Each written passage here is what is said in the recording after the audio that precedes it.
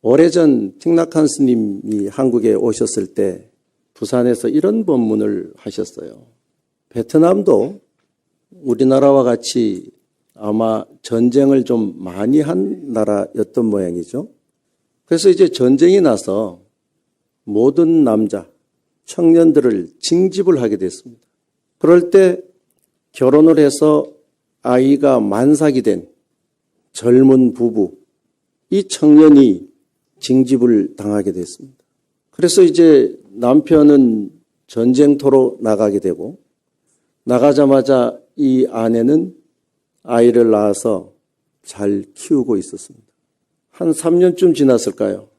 전쟁이 끝나고 남편은 무사히 집으로 돌아올 수 있었습니다.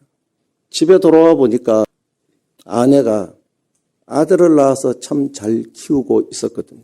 그래서 감사해서 아내에게 시장에 가서 장을 좀 봐와라. 조상님께 우리가 감사의 제사를 지내야 되겠다. 이래서 이제 그 아내가 장을 보러 간 사이에 이 청년은 그 아들에게 이렇게 물었습니다. 아버지라고 해봐. 그럴 수 있겠죠? 아버지라고 해봐. 근데 이 아들이 아저씨는 우리 아버지가 아니에요. 내가 너희 아버지가 아니면 뭐라는 말이냐?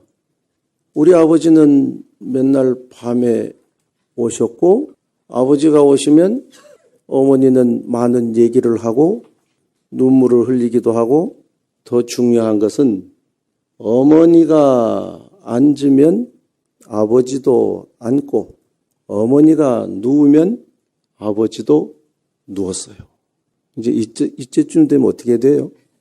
우리 여기 거사님들 많이 계시는데 이제 이때쯤 되면 어떻게 해야 됩니까?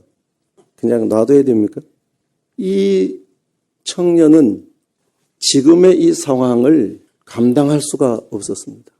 아무것도 모르고 시장에 가서 장을 봐가지고 온 그 부인은 집에 돌아와 보니까 갑자기 남편의 얼굴이 굳어져 있고 이상하다. 그리고 이제 음식으로 제사상을 봐서 제사를 지내는데 남편이 먼저 절을 하고 나서는 아내가 절을 하려고 하니까 자리를 싹 걷어버렸습니다. 왜요? 당신은 우리 조상님께 절할 자격이 없어.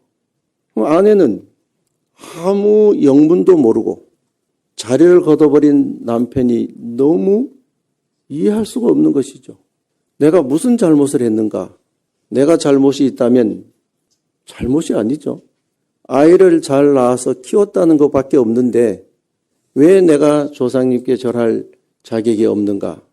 너무나 억울해서 이 아내는 자살을 했습니다. 나의 이 결백을 어떻게 표현할 수가 없다. 그래서 장례를 치르고 나서 저녁에 이 청년이 호롱불에 불을 켜려고 하는 순간 아이가 하는 말이 저기 우리 아버지가 오신다고.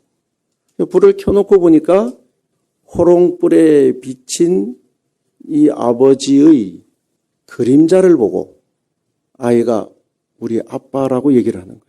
남편을 전쟁터에 내보내고 아이는 탄생을 했는데 아이가 점점 커오게 되니까 우리 보살님들 흔히 혼자 얘기하시죠. 저녁 때가 되면 이제 아이가 아버지를 찾는 나이도 되고 말도 배우고 그러니까 저녁마다 호롱불을 켜면서 아빠다 아빠라고 얘기하면서 이런저런 삶의 시름을 얘기하고 또 혼자 아이를 키우다 보니까 눈물 지을 일도 생기고 엄마가 앉으니까 그림자도 앉고 엄마가 누우니까 그림자도 누웠다는 거예요. 여기에서 이 청년이 생각했던 것은 내가 안다고 하는 것이 전부가 아니구나. 세상은 내가 아는 것이 다가 아니구나 라고 생각을 하고 내가 아는 것에 대해서 교만하지 않는 마음을 갖게 되었다. 우리도 삶을 살아가면서 보면 실제로 많은 일들이 오해에서 비롯돼 내지는 정확하게 알지 못하는 데에서 서로의 갈등이 생기고 그 갈등으로 인해서 우리는 굉장히 힘들어하고 있습니다. 그래서 따지고 보면 우리가 지혜롭게 살자, 반야용선을 지금 타자 하는 것은 지금 이 순간 우리가 우리의 삶에 있어서 지혜를 얻어서 모든 것을 밝혀서 그것을 충분히 알 때 거기에서 오해에 따른 다른 고통이 존재하지 않는다라고 하는 것을 알 수 있다 하는 것입니다. 그래서 돌이켜보면 몰라서 괴로운 것보다 우리는 어쩌면 너무 알아서 힘든 일들이 많다. 오늘 여기 법회에 오신 분들도 일요일마다 여기 와서 법문을 들으시잖아요.